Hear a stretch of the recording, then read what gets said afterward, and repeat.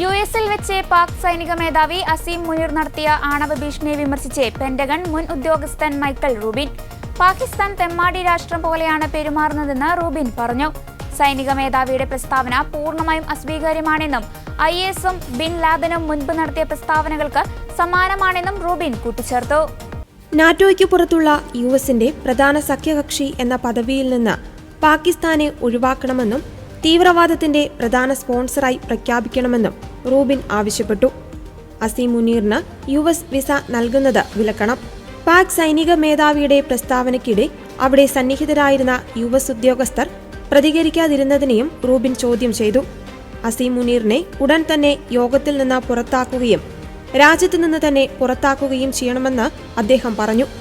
പാകിസ്ഥാനുമായുള്ള president Donald ട്രംപിന്റെ തുടർച്ചയായ ഇടപെടലിനെ ബാഹ്യഘടകങ്ങൾ സ്വാധീനിച്ചേക്കാമെന്നും ജോർജ് W. ബുഷ് ഭരണകൂടം തുടങ്ങിവച്ച US ഇന്ത്യ പങ്കാളിത്തത്തിൽ നിന്ന് പിന്മാറുമെന്ന സമീപനവുമാണ് ട്രംപ് സ്വീകരിക്കുന്നതെന്നും മൈക്കൽ റൂബിൻ അഭിപ്രായപ്പെട്ടു.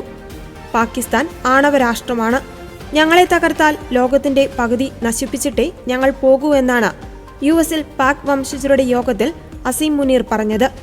സിന്ധു നദി ഇന്ത്യയുടെ കുടുംബസ്വത്തല്ല. ഇന്ത്യ അണകെട്ടിയാൽ അത് പൂർത്തിയാകുന്നതുവരെ കാത്തിരിക്കും. തുടർന്ന് മിസൈൽ അയച്ച് അത് തകർക്കുമെന്നും മുനീർ പറഞ്ഞു. പാകിസ്ഥാന്റെ കഴുത്തിലെ ഞരമ്പാണ് കാശ്മീരെന്നും അത് ഇന്ത്യയുടെ ആഭ്യന്തര പ്രശ്നമല്ലെന്നും പരിഹരിക്കപ്പെടാത്ത രാജ്യാന്തര വിഷയമാണെന്നും മുനീർ പറഞ്ഞു.